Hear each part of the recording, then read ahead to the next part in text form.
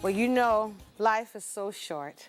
And what's beautiful about this short life is you get to meet great people who can inspire you in this lifetime.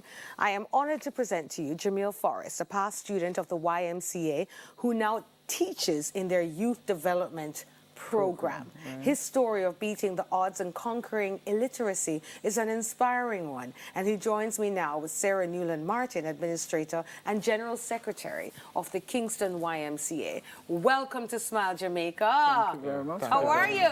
Very well, thank you. Excellent. Now, Jamil, when you came here, you're talking about you're nervous. Why are you nervous?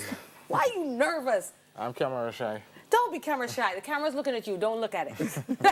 Don't look at it.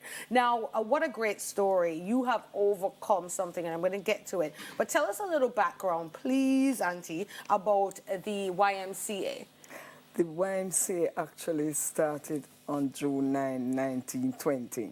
Actually, we just launched the 100th anniversary, which is going to be in June of next year. So we're planning an entire week of activities from the 7th to the 13th of June. However, why we are here is to speak about Jamil and the program. This program started in 1974. That's the Youth Development Program? The Youth Development Program, formerly the Street Corner Boys Program. Started by the late Carl Dalhouse.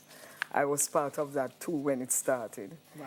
And it really took care of youngsters who were wiping windscreen at the corners of Trafalgar and Hope Roads, where at first it was organized in an ad hoc way, where they will, and this was done because they would scale the fence, get into the pool, and you know that was problem. And he felt he could organize it in a more strategic, structured way. It is now a more organized program where they come 5 days a week from 8 to 2. Heart Trust is very involved because they do pay the teachers.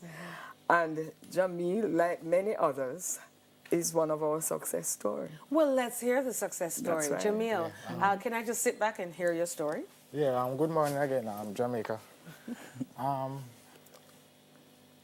The YMCA has played a pivotal role in my life.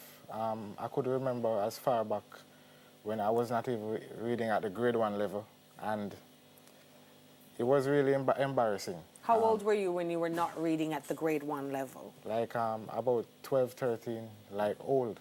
Yes, You were a teenager and couldn't read at grade 1 level? Couldn't read nothing. Wow. I could recognize my name, but nothing else. And I remember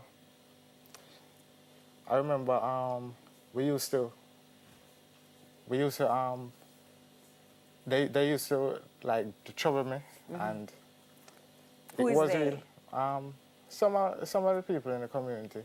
Well, I'm over that now. Well, So they used to pick on you because you couldn't read? yeah, they used to say I'm going to School of Hope, and that I'm an idiot and things like that. How did that make you feel at the time? I had low self-esteem at the time, but it also stirred up a kind of anger within. But I did not put that anger towards violence. I put it towards this. So when I came to the YMCA, I was not even reading at the grade 1 level, as I said before. And they introduced me to a teacher called Miss Hunter. From there on now, Miss Hunter, she taught me how to read from grade 1 level to the grade 3 level. So I eventually go way up to the grade 7 level, reading at grade 7 level. And after that now, they introduced me to Miss Biggs, well, Miss Gill now. Those two teachers played a really pivotal role in my life, and I would like to say, oh wait, I'm not finished yet. I'm just listening. After I eventually they eventually reintroduced me into the high school system, and I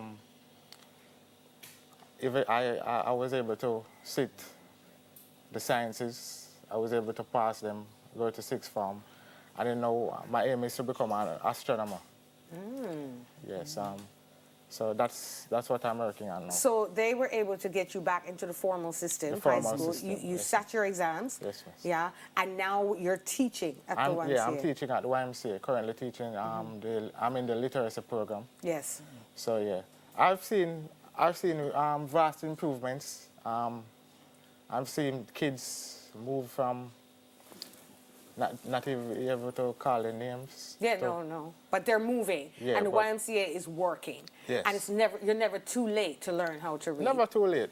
Even if you're 30, 35, you still can learn to read and get a degree. There you go. Thank you so much, and I'll look for you in the stars, astronomer. Can I just mention Real that? quick, I have to go to a break. Yes, real quick.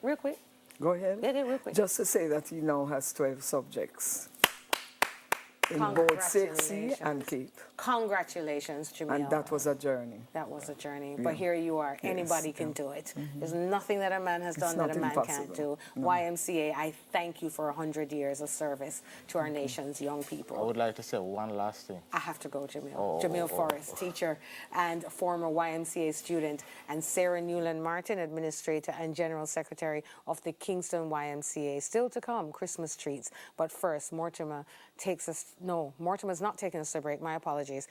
He'll come back later, but we will go to news.